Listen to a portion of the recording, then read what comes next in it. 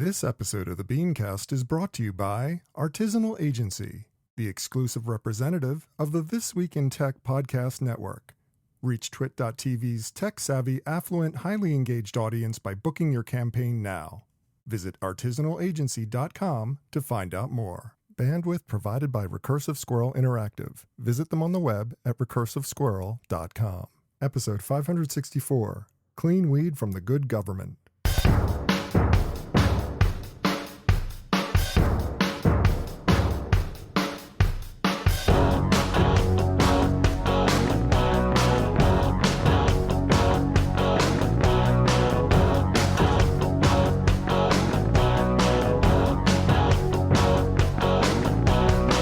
Monday, October 21st, 2019. It's time for this week's edition of the BeanCast, a weekly discussion about the news and issues facing marketers today. I'm your host, Bob North.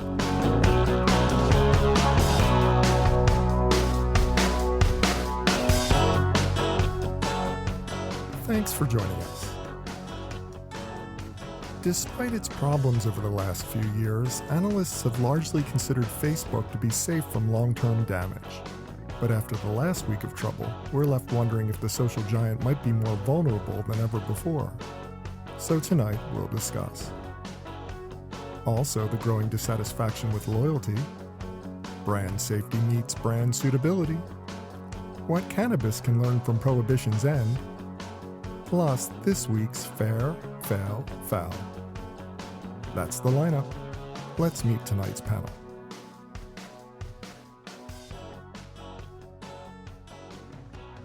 Thanks for joining us for this week's BeanCast. I'm Bob Norp, and with me on the panel for this evening, we start with the founder and president of Future Fourth, author, speaker, Mr. Dave Delaney. Hi, Dave. Hey, Bob. Thanks for having me back. Oh, my pleasure. Now, next up, we welcome back Mr. Clio himself, the editor-in-chief of Muse by Clio. Mr. Tim Nudd joins us. Hi, Tim. Hey, Bob. Thanks for having me on again. Love having you on the program. Now, also with us, we have the Associate Vice President of Strategy at Arizona State University and author of the new book, Specific, Mr. Adam Pierno. Hi, Adam. Hey, Bob. I missed you. Glad to be back. I missed you, too. And another person I missed, because I haven't had her on for a long, long time, because she's so busy and important, we have the President and Chief Product Officer of Mullen Lowe, Philippines. We say hello to Ms. Lee Reyes. Lee, welcome back. Hi, thanks for having me back on. It's not been that long. It's been a year. I understand. It's just like you have a busy life to lead, but we love having you on, love having your opinions. Well, let's jump right into the topics. First up, this has been a challenging week for Facebook CEO Mark Zuckerberg and Facebook as a whole. The CEO, Mark Zuckerberg, had a speech about the platform being a bastion of free speech and was widely criticized for it. Everybody, including the daughter of Martin Luther King Jr., got involved with criticizing for this. The currency initiative, Libra, that Facebook's trying to promote, had the last of its payment processor partners all exit the organization completely. So now I have no idea how that thing's going to run. Interbrand downgraded it out of the top 10 of the world's most valuable brands this week. So they have that hanging over their heads. And then, of course, you have Elizabeth Warren trolling them this past week by posting fake ads and misinformation using the ad tool to show how you can spread lies and rumors ad nauseum on the platform. Adam, every time we talk about Facebook's long-term viability as a brand in the wake of all the troubles they've had in the past, my guests and most of the analysts out there that I read always conclude that their position is ultimately secure, that they have to just weather this storm and they have to do more about user privacy and security and blah, blah, blah. But do the latest headlines cause you to question that assumption? Are you starting to think that maybe Facebook is a little bit more vulnerable than we thought they were? You know, my first thought while you were running through that litany of terrible incidents this week was that my week was pretty damn good by comparison. I didn't have any of these snafus. So I'm really glad that my week is looking up. But for Mr. Zuckerberg, it's just a collection of one thing after another. And if anything, what we understand about brands is that they're best when they're focused. So what you just described really describes the critical problem they have of sprawl, and that's part of the scale that they have. Their monthly average users or monthly active users is increasing. Wait a minute. I'm going to stop you there. I mean, it's just like you're actually saying that sprawl is the problem, that they're just doing too many things, because it seems like there's something fundamentally broken at the company that keeps bringing up these issues over and over again. I mean, it's kind of like not really taking the problem seriously in a lot of ways. Well, I believe that sprawl is the symptom of what you're describing, which is they don't really know what they're supposed to be.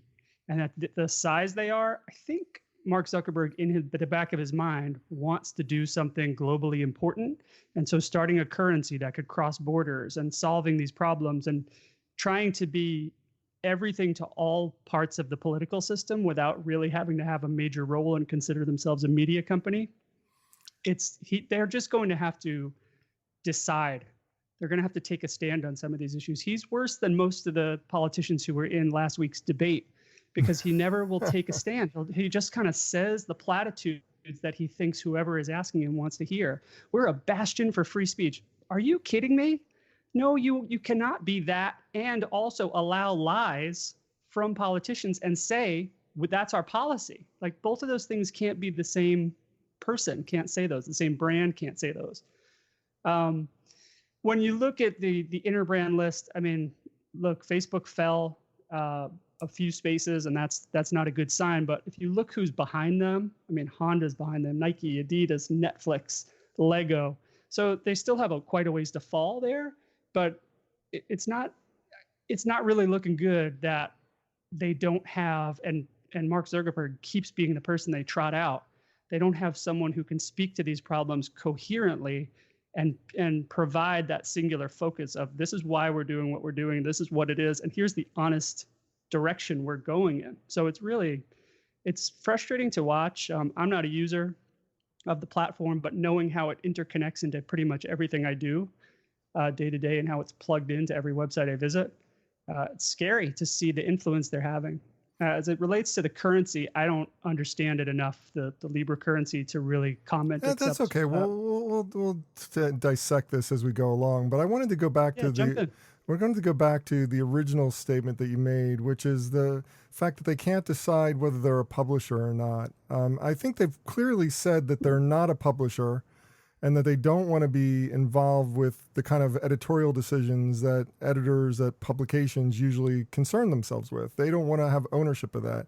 And Tim, you're in that business. What do you think? I mean, does Facebook have a leg to stand on? Do they need to continue to hold this stance in order to protect themselves? Or is this something they just got to let go of? Well, first, Bob, I don't know how many times you've had to open a show with, it's been a very bad week for Facebook. I imagine it's been a lot over the last couple of years.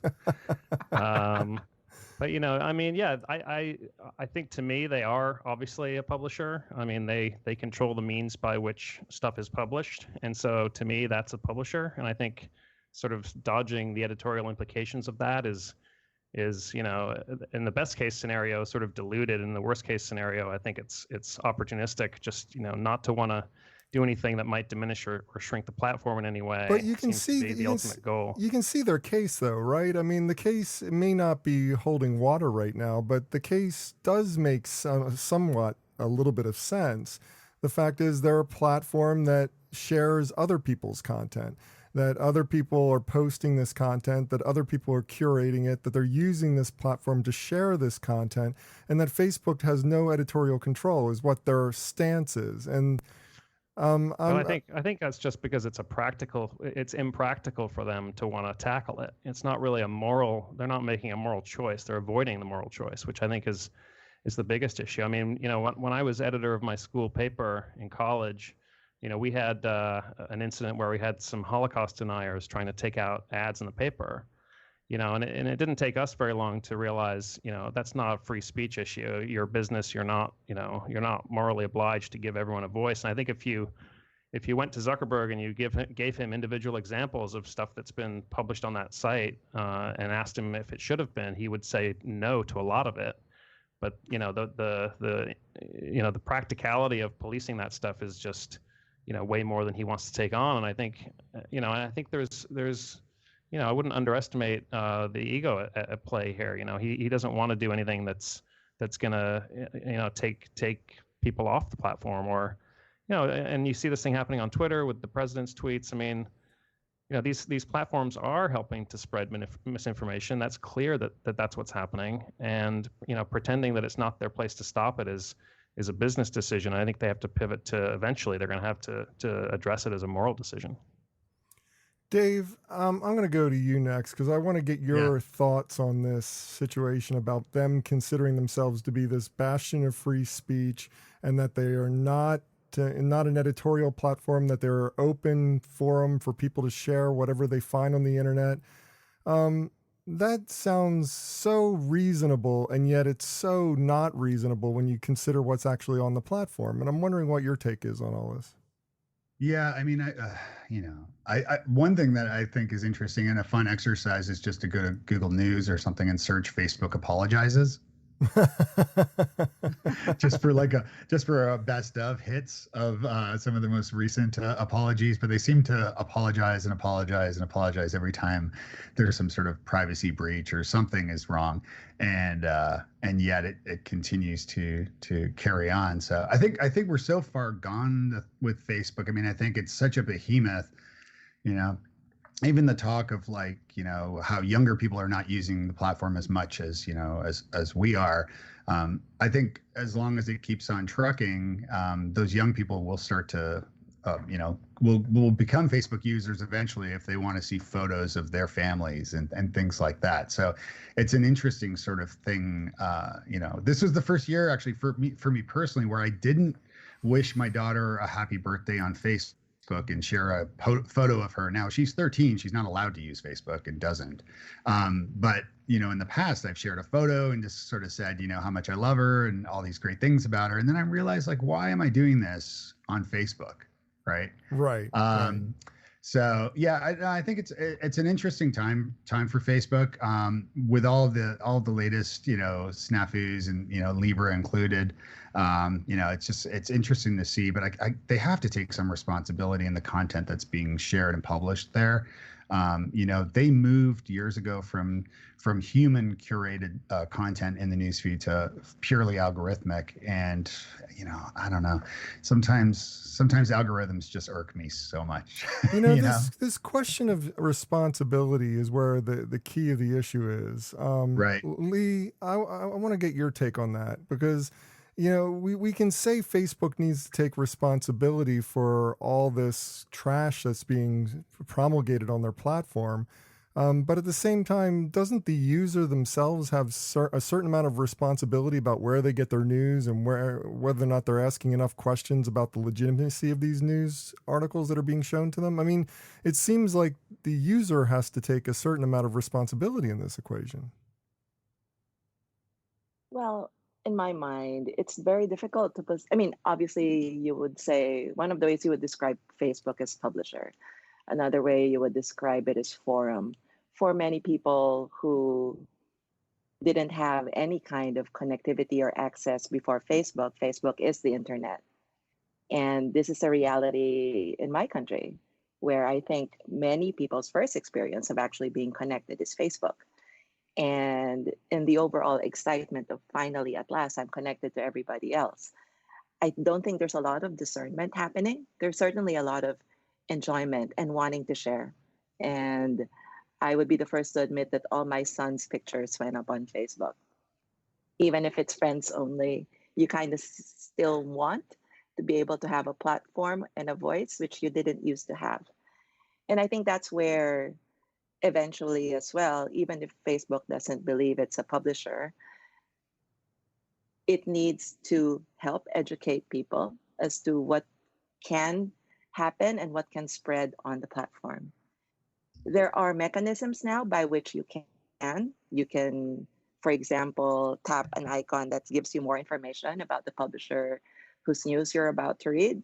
But the thing is, if the entire experience of Facebook pretty much blurs the line between posts from your friends, posts from your family, and posts from unknown publishers, simply because of the way it just all scrolls past you, looking all similar, then there's a lot more, I think, as well, on our educational system to help people understand how to distinguish.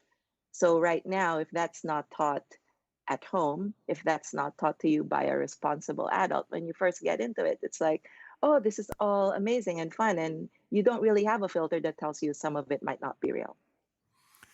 That's a great point. I think that's what you were alluding to, Bob, as well. Like, I really do believe well, maybe don't believe in the education system, but I really do hope that the education system, I mean, like media studies should be like a middle school at least, or even earlier course now, or class. Like, my kids are not learning this stuff at school. I have to teach them myself and keep informing them and telling them that, question everything you see online.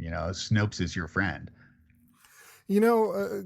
I brought this subject up last week about the Facebook policy where they're not going to police political ads. Like, they still have a policy in place for any kind of advertising. Like, the advertising that we do on a regular basis would still go under the scrutiny of Facebook, making sure that we're not selling facetious products, that we're not lying to consumers.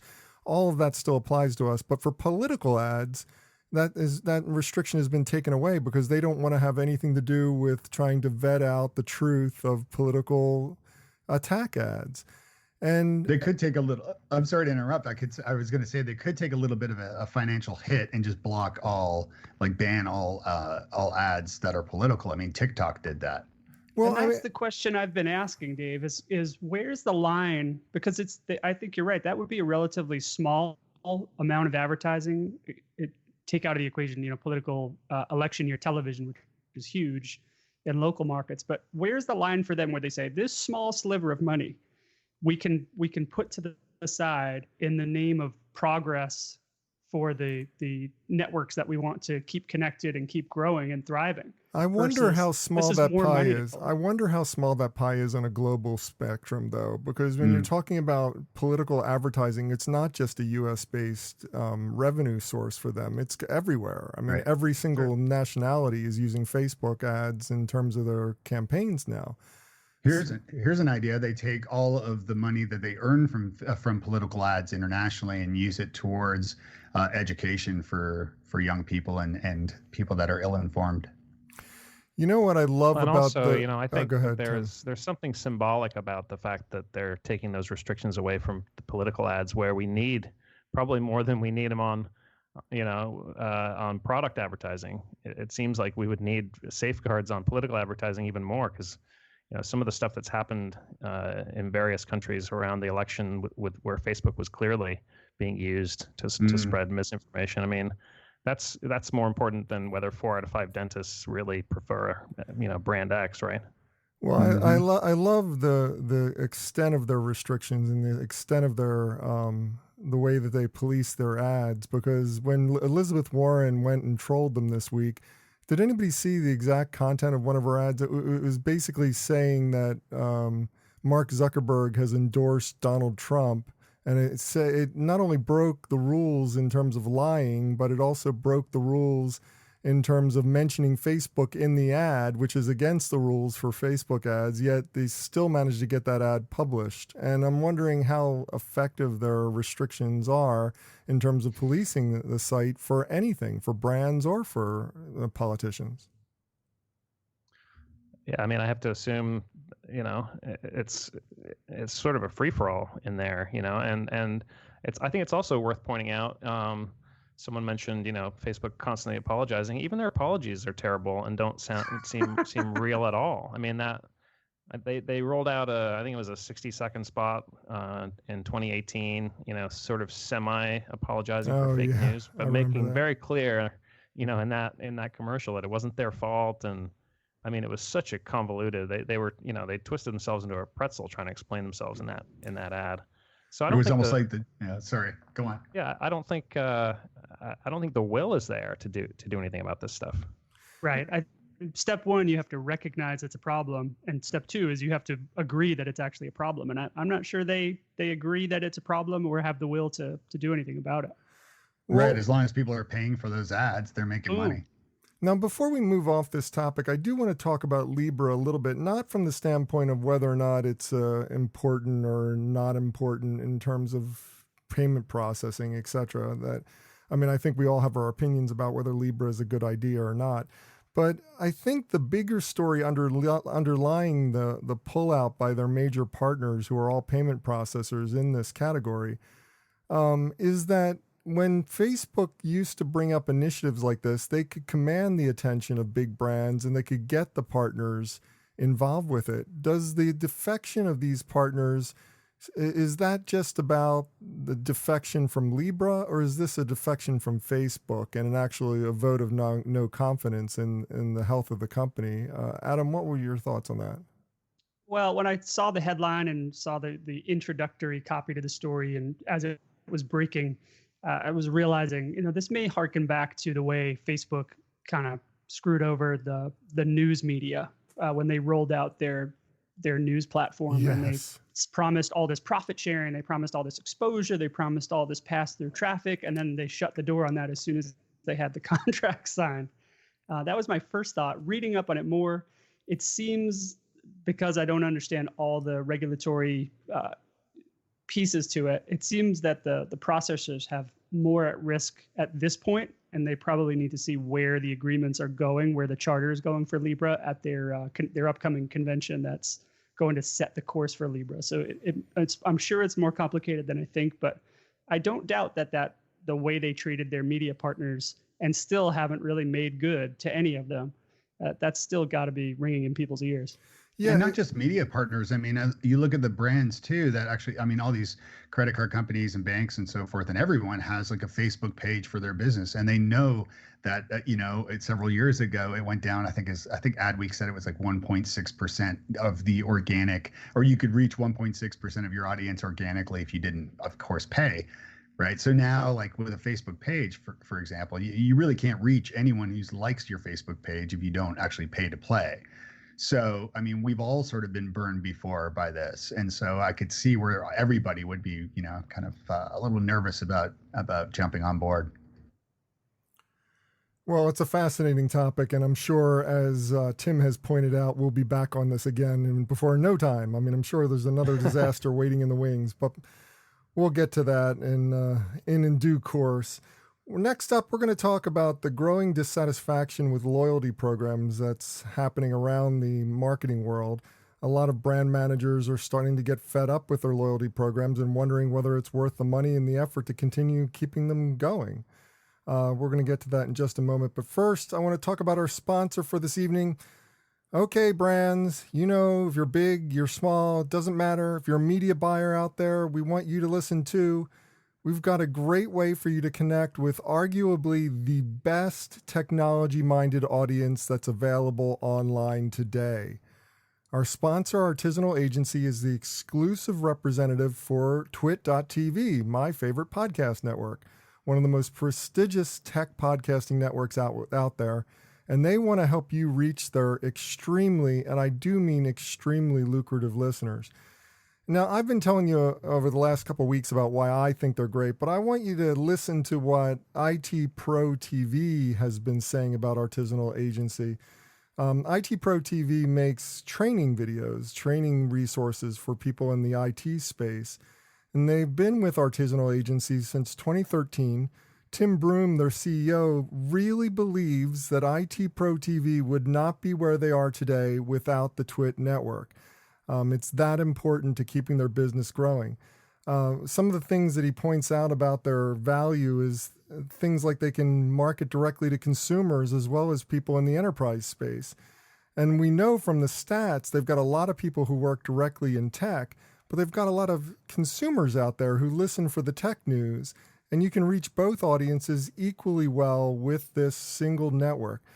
They've also had a lot of success with a whole bunch of different shows. They're not just doing This Week in Tech. They're not just doing one or two shows. They're doing multiple shows like Windows Weekly, Mac Break Weekly, just to name a couple of them. And they're doing phenomenal numbers on everything. Now, let me go through the stats for you, because I think these are the things that the media buyers out there are going to most be interested in, because it's jaw-dropping when you consider the fact that they get 50 million downloads a year. That 70% of that audience directly works in tech, and 82% of the total audience say that they have bought a product directly as the result of a twit.tv ad recommendation. And I'm pointing out that last fact. I want to make sure you understand what that last fact means, because they are offering an actual live read recommendation on your behalf. And they take that responsibility very, very seriously. Not just anyone can advertise on Twit. Artisanal Agency carefully vets every single sponsor so that their tech journalist hosts can offer your brand a wholehearted recommendation. Meanwhile, you can relax knowing that you won't have any brand safety issues, so it's a double win. And whether you're coming with a completely baked campaign or you need everything from graphics to ad copy help, Artisanal Agency is going to help you out in all of this. They ensure your campaign runs seamlessly, from onboarding hosts to delivering creative assets to monitoring ad reads. They get the job done for you. Now, I want you to reach out today to start your campaign on the twit.tv network by visiting artisanalagency.com. That's artisanalagency.com to find out more. Or you can email them directly to get attention. Go to hello@artisanalagency.com. That's hello@artisanalagency.com, and someone's going to get right back with you. Start your next podcast ad campaign with a show from Twit, and we thank them very much for their support of the BeanCast. Well, as I was saying, a study commissioned by MasterCard has found that a majority of brand managers out there are now dissatisfied with their loyalty efforts. And as we've discussed before in the BeanCast ad nauseum, loyalty in some academic quarters is starting to be considered as nothing more than a product of good customer experience rather than being attributable to some loyalty program that's in the works. So, Lee, what is driving the disconnect here between brands and their customers in regard to loyalty? Are loyalty programs a thing of the past, and do we need to refocus on customer service as the main driver of loyalty? Well, I think the fact that it was called a loyalty program in the first place, meaning it wasn't baked in into the entire service, coming from the beginning, actually already tells you that it was something that was tacked on as an afterthought, or something that didn't really exist when the program was conceived or when the service was conceived, but then people realized that customer lifetime value was a thing. So nowadays, however, you assume that loyalty happens when the experience approaches perfection for you, meaning it's not something you consciously strive for. It's something that is built as an expectation because the product or service delivers. And I think I see this happening a lot more in digital first services. And I think whether we like it or not, digital first services shape our expectations of what other experiences, even if those experiences have an offline component, should be. If, for example, I'm used to just the fact that watching Netflix makes it select better movies for me, or just listening to Spotify and just doing what I like, which is listening to music, helps it make better selections for me, then I stay on Netflix or Spotify. I engage more with it. I use more of the service. And that by itself is already loyalty. I subscribe, I upgrade, and I'm not actively thinking about being rewarded. I'm just there. I'm staying and I'm loyal. So, and it's not based on points or rewards. It's just based on my actual behavior when I use the brand or service, making it an even better one for me. And this is something I think that's not present in many loyalty programs today. And we don't necessarily see it immediately, but there is a big difference now between what you expect and what you actually experience, simply because what's shaping your expectations are many digital first companies. And they don't have the baggage, for example, of training on-ground staff to actually help you when you like enter a restaurant or enter a hotel.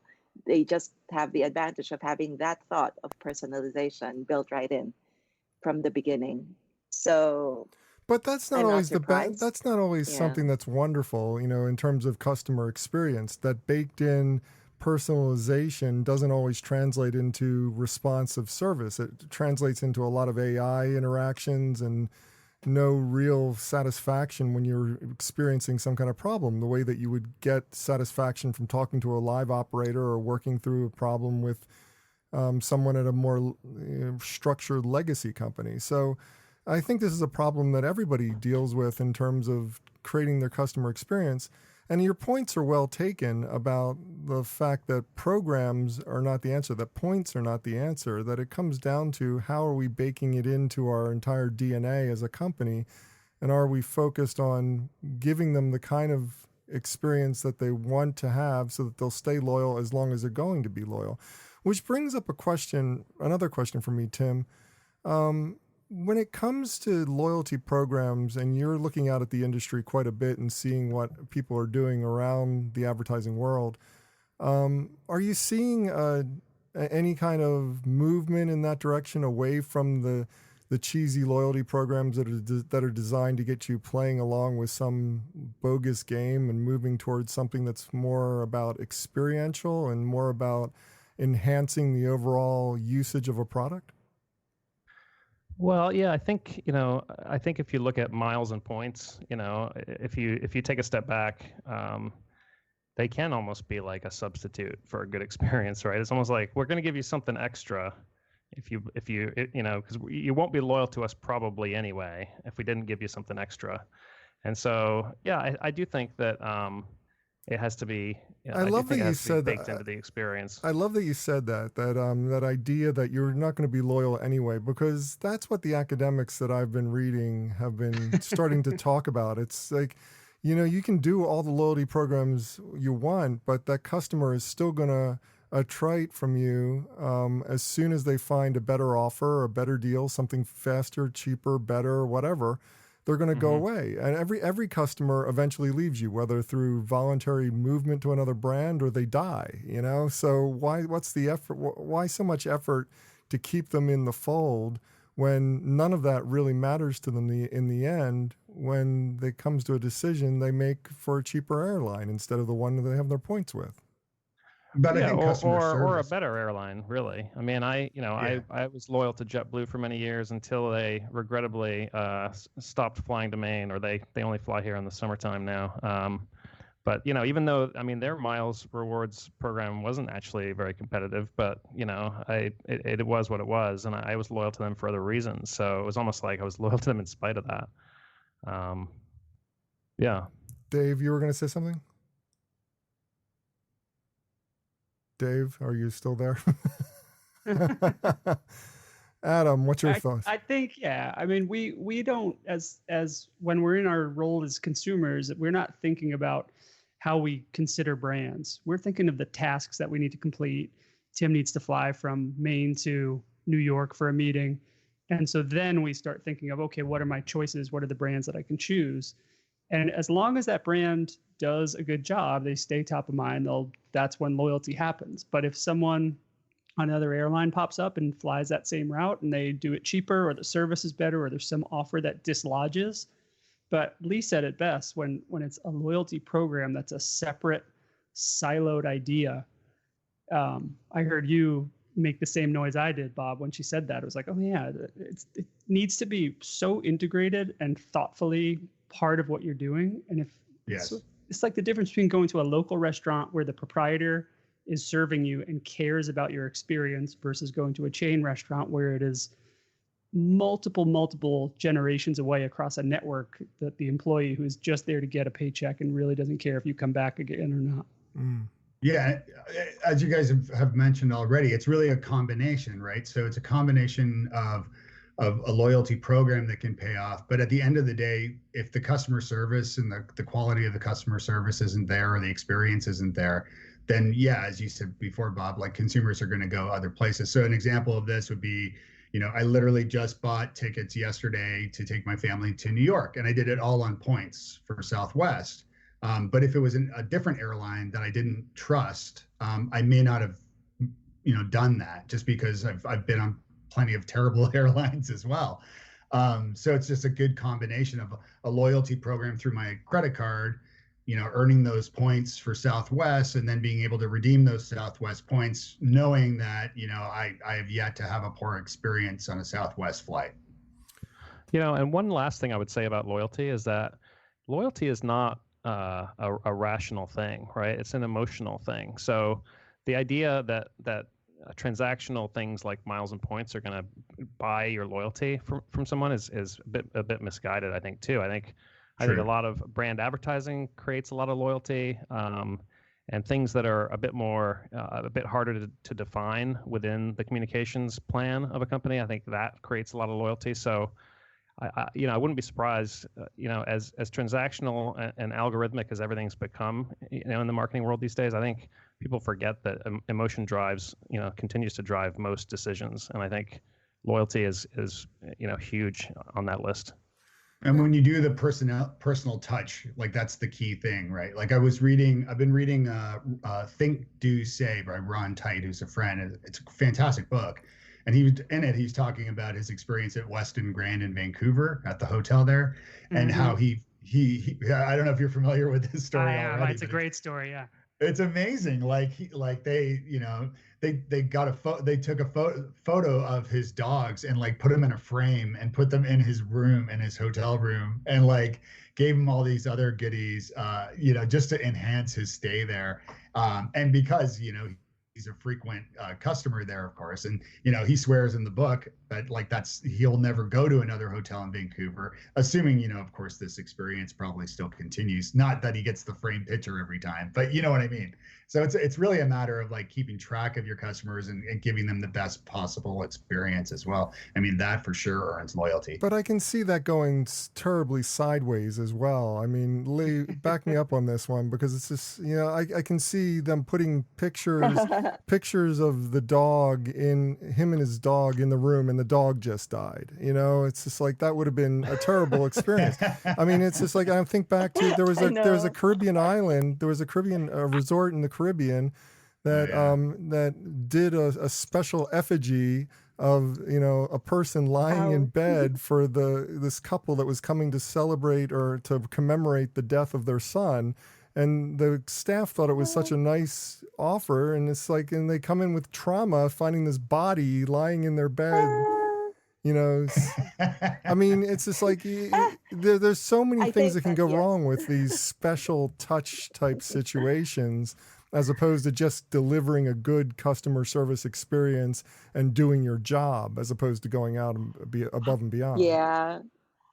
High touch has a cultural context, meaning if something needs to deliver high emotion, culture comes into play. And while we are all driven, I mean, I think as members, as part of this industry, to want to deliver great service to customers, that definition of great service really depends, I think, on a cultural context. And we do tend to forget that. This is why homegrown businesses sometimes tend to do a lot better, simply because they understand the context more. Like, I'm not sure if something hyper-personalized would work in my context. Some people might find it a little too creepy or overstepping and disrespectful rather than amazingly personal. So it really depends. And at the end of the day, you really have to know your customer, and you have to be able to make sure that the experiences you design are appropriate and are actually getting the right reaction from them. I mean, I guess in the examples that you mentioned remind me of programmatic advertising that appear in a highly inappropriate situation, but based on keyword was perfectly fine. So that's a perfect segue into our next perfect segue into the next topic, because I can't think of a better one to go with, so we're just going to jump right in. In the confluence of automation and brand safety, one Forbes writer this week questioned whether brands are ignoring the suitability factor in favor of brand safety. So, Dave, are we in a rush? Are we in a rush to programmatically avoid risk in our usage of user-generated content platforms? Are we leaving important suitability questions unanswered? I didn't set that up very well, but please do your best to try to help the audience understand what the heck I'm talking about. Well, it was a little bit of a tricky article to read, but it did define sort of like safety and suitability, right? What those two things are. And safety, of course, are where your ads are appearing and whether the ads are appearing on safe content, right? On this created content. Like, is it, is it ending up on pornographic sites, or violent YouTube videos or what have you. So that's like sort of the safety part, and then suitability. Is it suitable where your ads are appearing? So vodka for children is probably a no. So it's interesting. The author of the piece, I don't have his name in front of me, but I found it to be an interesting article, and I do find that I think people are kind of rushing to just make ad buys without actually reviewing, where the ads are going to appear.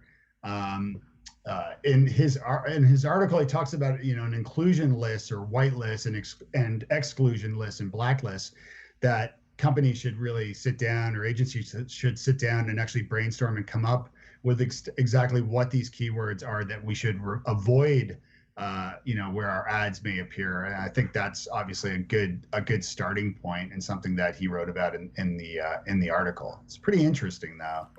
I also did a little research and found that Group M created a trustworthy accountability group called TAG, which you might be familiar with. Yeah, we've reported on it here. Yeah. And for your listeners, it's tagtoday.net. But their commitment of helping to, avoid these kinds of situations in the first place, and kind of giving you best practices, is a good step forward. What I thought was most interesting about the article was that it didn't offer any kind of insights that I didn't already know necessarily. Mm-hmm. I mean, I think anybody in the media space would be aware that these are concerns to have. But I think the bigger trouble that he kind of pointed out was this desire to automate everything, including brand safety. And for me, that's the bigger question, Adam. I mean, it's like we've got this situation where we're trying to automate everything, including automate brand safety. And is that a wise solution? I mean, are we just caught with our hands tied behind our back because we have to do it because it's so complicated that we can't do it by hand? Or is this just plain shirking our responsibilities by not looking into the suitability factor while we're trying to... Not only are we caught with our hands tied behind our back, but we are tying them behind our back ourselves somehow. Right. We are. It's not that we are. We have gotten to this point through an adherence to efficiency, through trying to find the most bang for the buck, the highest return on investment, and that's all great things to be able to report. But everything, when you get to that kind of dashboard, tends to turn into a video game. You're trying to figure out how to juke that number in the fastest way we can and get all growth hackery, which is really, really leaves a lot of questions, which has been proven out by almost every tech unicorn in history, that you start cutting these corners and you start making these decisions a la Facebook. We started the conversation today with that, where you get to these moral gray areas and you go, yeah, but the click-through average is 0.002% higher if we just do this and there's some porn in there, it's okay. Well, we really don't. The board really doesn't want to see porn. Well, we'll just leave that part off the slide. So we're painting ourselves into that corner, and now new industries are popping up, new automation is popping up to just correct the stuff we've been chopping out. It's insane to me that we can't all just pause for a second, and some agency leaders, someone at the 4As, some brand people with thought leadership and clout can say, hey guys, this has probably gone too far. We need to retreat a little bit to traditional media buying, in the sense that a person reviews what is on the plan and signs their name to it, that these are places where our brand makes sense, is contextually relevant, and at least is not going up in content that is inappropriate or way off kilter for who we are as a brand and what the values that we have as a company. I've been in a couple Teslas so far, and have never been in one where the driver went to the passenger side and let the car drive him. Right? Like, you know what I mean? Like, we still have to keep our hands on the wheels and keep control of this car, or we're going to crash, or we might crash. So far. So we've got to keep an eye on these things. We've got to make sure that the ads are appearing where we want them to be appearing. I mean, there's stories constantly. I just saw one September 29th of where the LA police were recruiting and had an ad show up in Breitbart and got tons of bad PR and bad press from that. And that was from an NBC News story. And there's just a long list of ads, like vote Trump on like an ISIS YouTube video, and then a pro Clinton ad from, on another media ISIS video, and like so they're all appear. Like, you've got to be keeping an eye on this stuff. Lee, what do you do? What's the policy that you're following when it comes to making sure that your clients are safe, but also suitably matched with the right types of ad placements on an ongoing basis, considering the complications, the massive complications of dealing with a digital ad buy these days? Yeah, I think what's really important for us is to make sure that we have a mix of channels that we use in order to work with a client and engage or deliver a message. So we don't, at least in my environment, we don't necessarily rely just purely on the monolithic Facebook and or Google buy. We use deliberately a mix of sources so that the people we're trying to reach are much more capable of making a decision around our brand because they see us at many different touch points.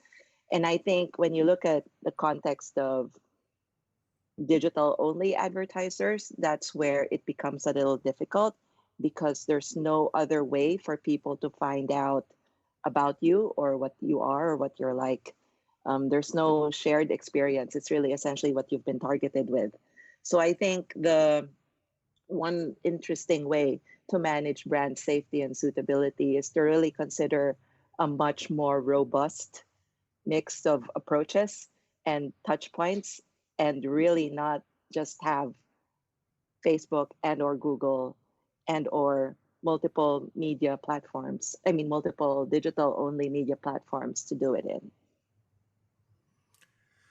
Well, I want to move on to the final topic of this evening because we're running out of time, and I want to make sure that we talk about pot because pot is a good subject to talk about. Finally, there was an interesting piece on Entrepreneur that addresses how the learnings of the end of prohibition have a lot to teach the cannabis industry, as the prohibition on pot smoking seems to be going away, at least in the next few years, from the U.S. Tim, what do you think of the recommendations that were contained in this article? They seemed kind of basic to me, but it was kind of thought-provoking. And I'm wondering, does this line of thinking lead you to any further insights about the end of prohibition in terms of how pot and the pot industry and the cannabis industry should be dealing with promoting themselves and marketing themselves to an entirely new market that is suddenly not illegal to sell to? Yeah, I mean, I'm not totally sure why you gave me this question, Bob, but I will field it.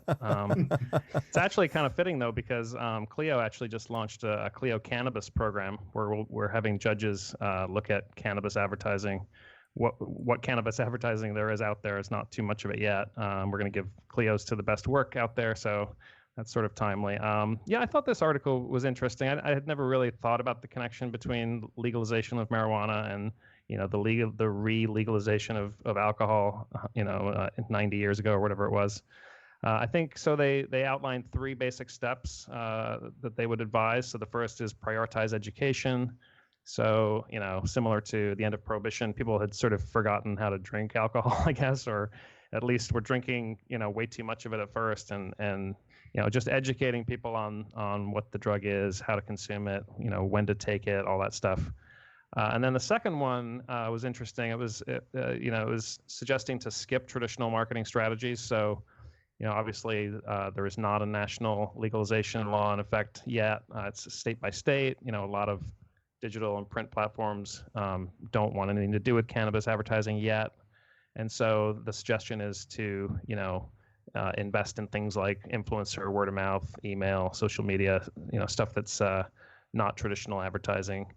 That's sort of interesting, and it also kind of does follow what alcohol did for many decades. They were much more heavily regulated than other types of advertising, and even self-regulated at times. And then the third thing was to welcome new audiences. So I suppose the idea here is that the sort of cliche is that young millennials are the ones who would be partaking mostly of cannabis, although there certainly seems to be a big market for boomers with, aches and pains. There's also sizable potential audience with people facing mental health challenges who can use some of this stuff to sort of ease their symptoms, things like that.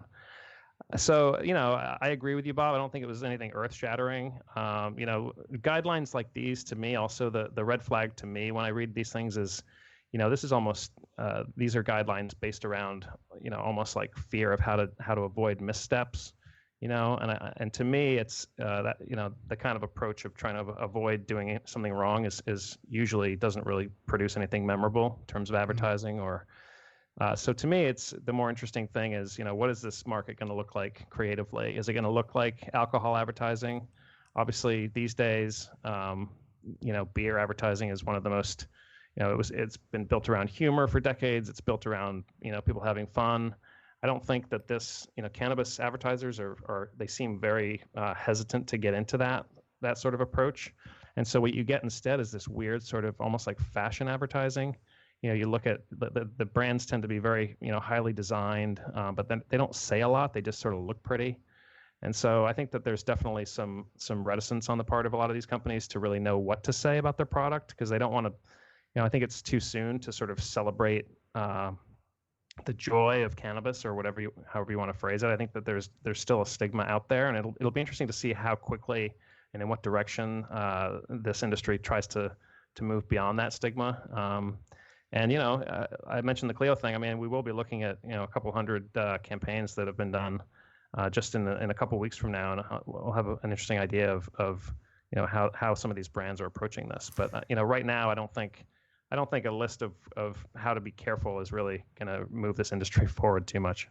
Yeah, I agree with you that there is a lot to consider when it's coming to moving this forward. And education, that education one is one of my favorite recommendations that came from that particular list.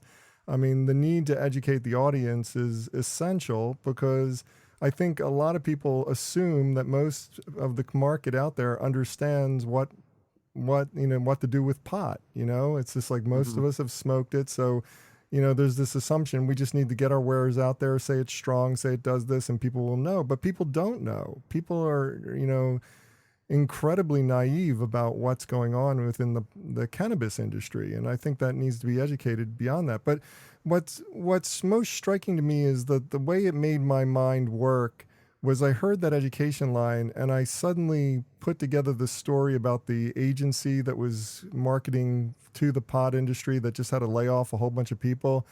And it just all came together in my head. And I'm like, this is not going to be the immediate windfall that everybody thinks it's going to be. It's going to be a struggle. Even after legalization, even after the prohibition goes away, it's still going to be a slog for these companies to get the market education going and start moving product in order to start generating the kinds of windfall profits that everybody's expecting. Yeah, I think you're right. And I think, education as an outreach strategy is important, but it also doesn't to me like sing, as something that's going to be incredibly creative and get people to really notice, these companies. But I agree that education is key. I mean, those of us who've smoked a joint may not have had an edible, for example. That's a very basic thing.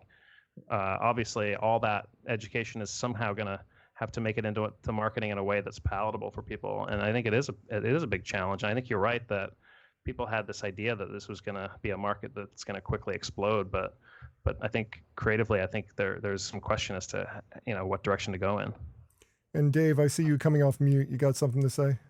Oh, I was doing some research into prohibition, and here's a point. 3,000 Americans died every year from the effects of drinking tainted illegal liquor from the black market.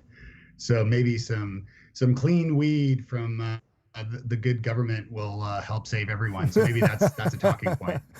Good clean weed from the clean weed from the good government. I think I got a name for the show. Yes, I win. Campaign slogan. With that, it's time. It's time for this week's Fair, Fail, Foul. But before we get to that segment of the show, I do want to take this quick opportunity to thank my guests again and allow them to each do a shameless plug starting with Dave Delaney. You can find him at futurefourth.com. That's the home of his consultancy where you can get all kinds of information about Dave, including booking him for your next event. So tell us what's going on in your world, Dave. What would you like to promote? I will thank you for that, and it's lots of fun this week chatting with you guys. So thank you. I have a weekly newsletter. It's free, of course, called Nice Maker. Every Friday, I share links to stories, tools, tips, a little tiny bit of self promotion in there, maybe, but it's all nice stuff. You know, we're kind of inundated with not so nice stuff online these days, trolls and bots and the likes. So anyway, drop by nicemaker.co. You can check that out. I will do that. That sounds like a good suggestion for everybody to do. Next up, we have Tim Nudd. You can find him at a website called musebycleo.com. You can also get really fancy and go usebycl and then .io, and you'll end up at the same place. I thought that was pretty clever, Tim. Thank you. I realized Clio ended in IO, so we needed an IO website. I don't have a lot to push except for I'd love people to just check out the site. We've been growing like crazy. Site's been around for about 14 months now. We have a daily newsletter, usually 5 or 6 stories about creativity, new campaigns, Q&As with interesting creative people, covering all sorts of different sectors: brand marketing, entertainment, music, sports, health, fashion, lots of different stuff going on. And I think it's a fun newsletter. So musebycleo.com. Check it out. Yeah, you're generating a lot of attention these days, getting a lot of people to post and doing controversial articles and interesting insights and analysis. I like what I'm seeing over there. So definitely everybody should check out Muse by Cleo and see what Tim's doing as the editor-in-chief. Next up, we have Adam Pierno. You can find him at adampierno.com. That's the home of his many endeavors that include his book. We can't call it a novel. It's a book. It's a business book. It's a book that's really interesting, and I'm going to leave it up to him to tell you all about it. What's going on in your world, Adam? What would you like to promote? Oh, not too much. You've already been very gracious about promoting specific. I won't go into that. I'll be doing much more speaking coming up, and I look forward to seeing where that takes me. It's really fun to get up and share bits from the book and talk about what we've kind of learned together as we've had conversations like these across the country and around the world. Yeah, definitely. And if anybody is interested, again, the name of the book is Specific. You can find it on Amazon, so check it out. And last but not least, we have Lee Reyes. You can find her at philippines.mullenlow.com. That's the home of her office on the internet. Tell us what's going on in your world, Lee. What would you like to promote? Well, first of all, I'd like to thank Tim for featuring my Instagram account on Muse. That was pretty nice. Absolutely.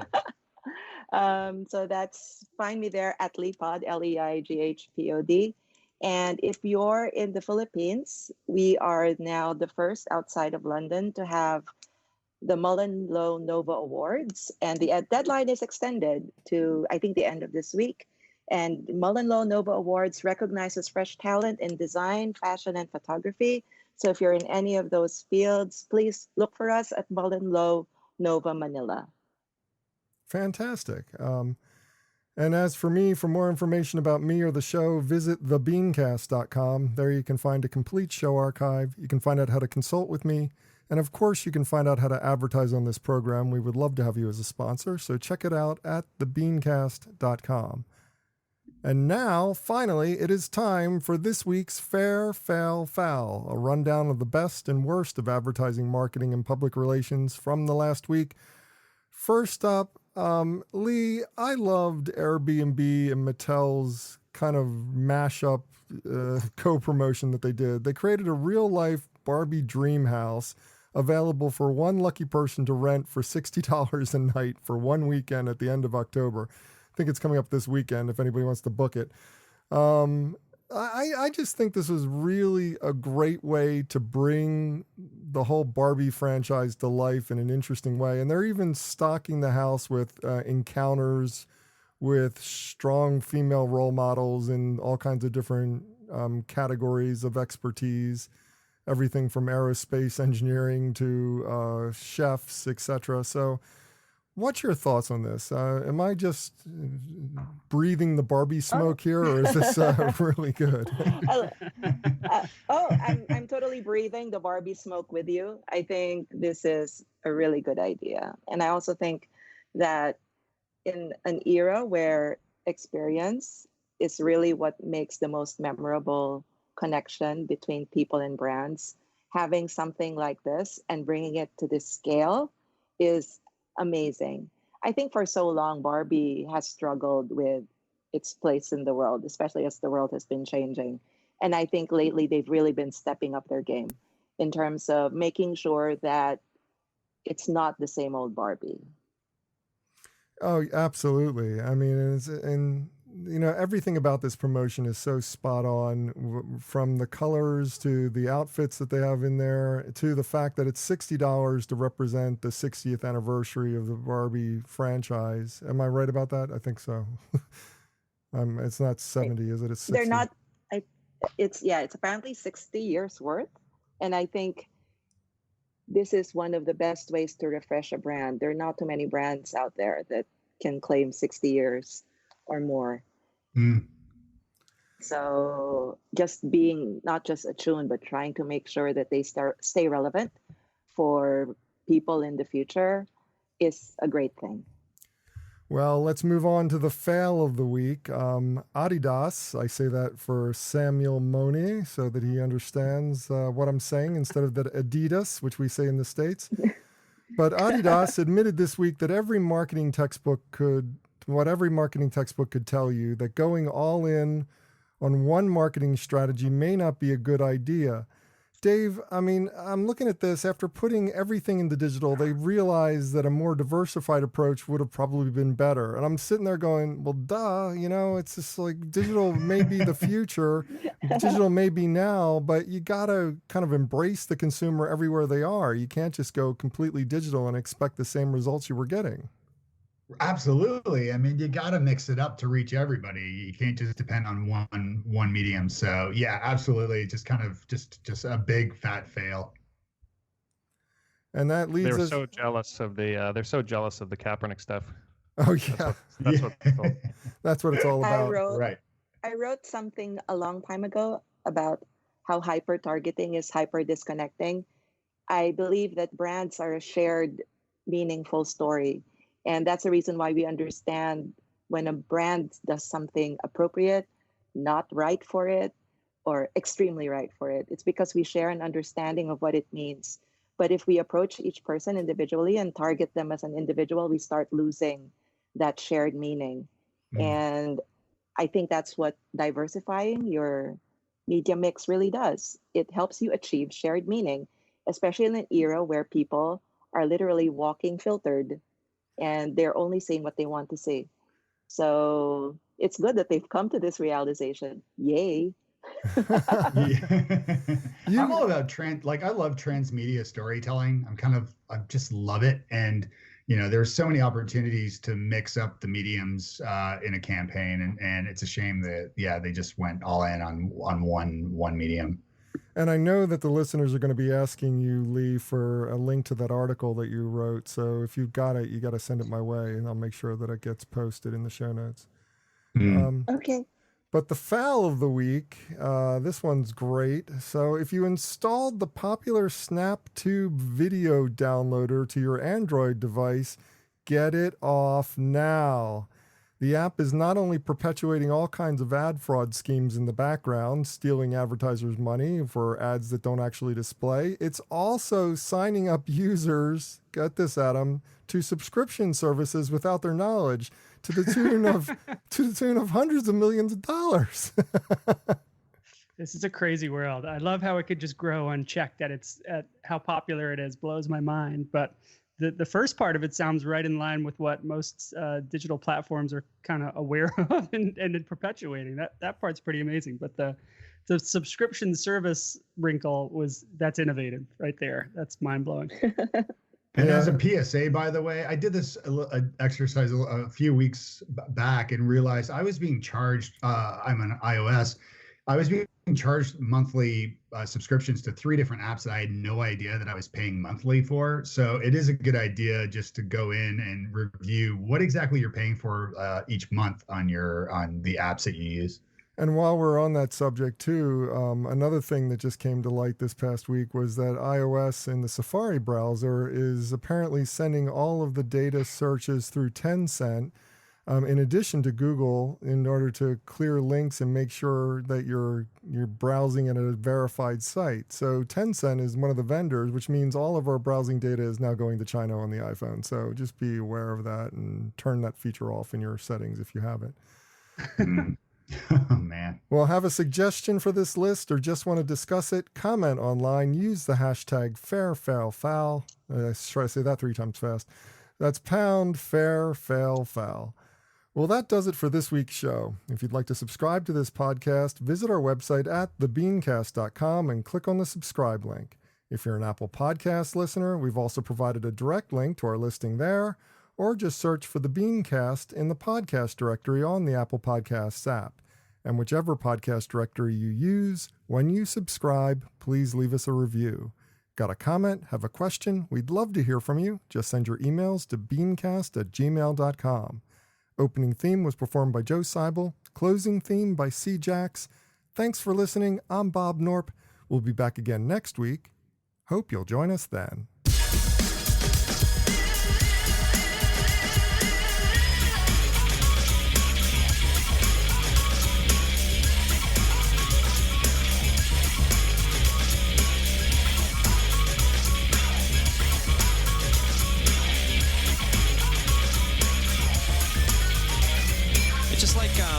You know what I mean? It's like if it's, you know what I mean? I don't know, man. It's just like, okay, it's like, you know what I mean? Like, it's like totally like that.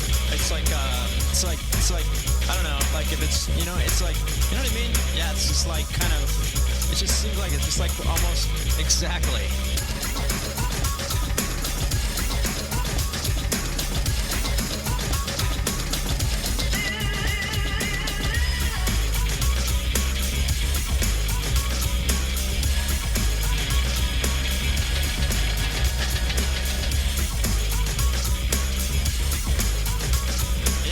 It's like exactly. Yeah.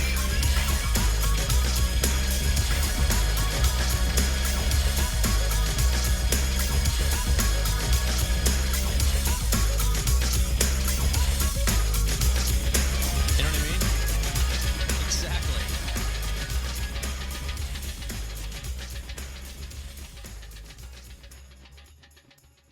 Cool beans.